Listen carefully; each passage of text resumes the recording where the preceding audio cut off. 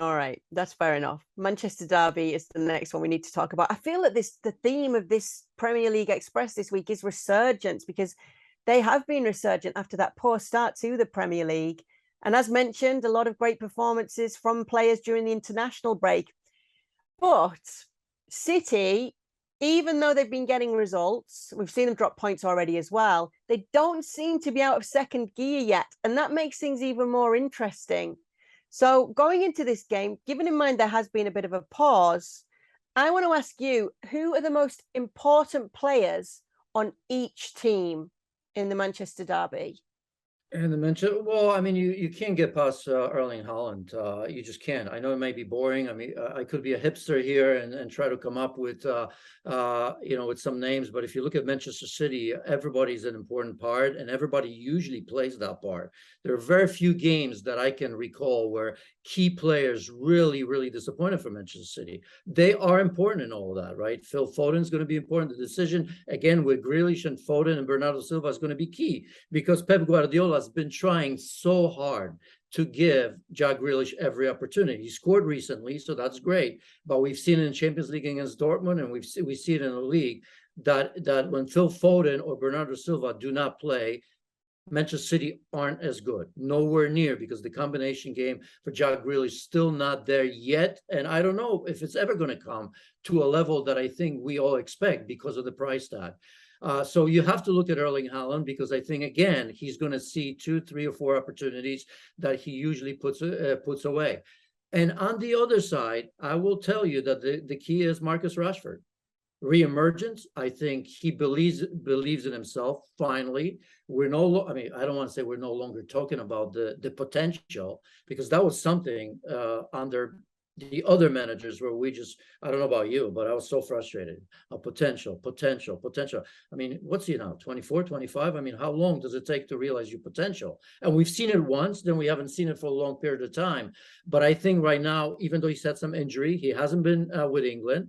I think he knows that these are the games that Gareth Southgate is going to be watching very, very closely, especially with England not doing well, losing to Italy, dropping from top division, or being relegated from top division. Obviously, there's a game against Germany, which is going to be telling. So Marcus Rashford knows that he needs to deliver. He has so far under Ten Hag. He has his full backing by the looks of it.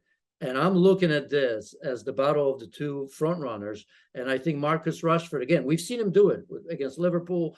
Trying to remember, did he play against Arsenal? Sorry, I should know that. But anyway, Manchester United, obviously at home, have proven already on a great run of wins right now.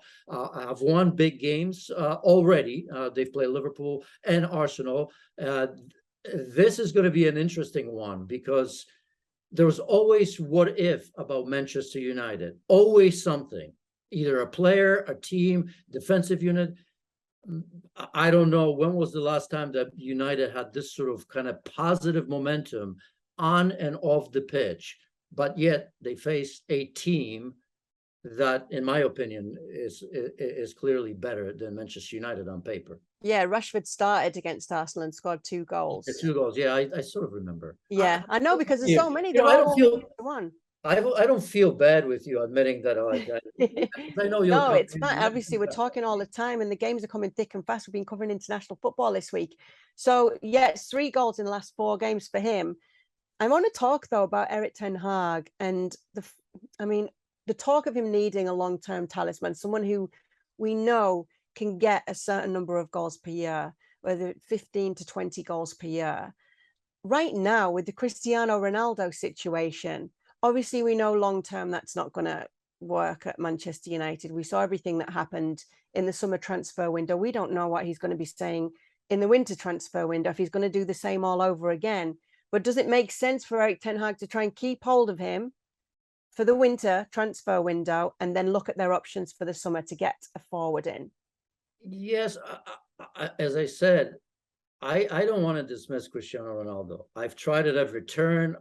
Like everyone, quietly hinting that he's not the same, and we understand why. Obviously, age and everything that you can say about that. But I don't want to dismiss him, because these are the games. If he starts or comes off the bench, that he will want to prove that he still has it. And being a great player like that, those are the players that I would never want to play against in that situation. When you doubt one of the GOATs of our game, because that's what's going to happen. And I think he'll understand that this is Manchester Derby.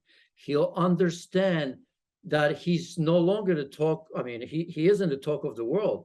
He's not even the biggest man in the city, because that's going to be Erling Haaland. Everybody's going to be talking about that. Nobody's going to be talking about Cristiano Ronaldo.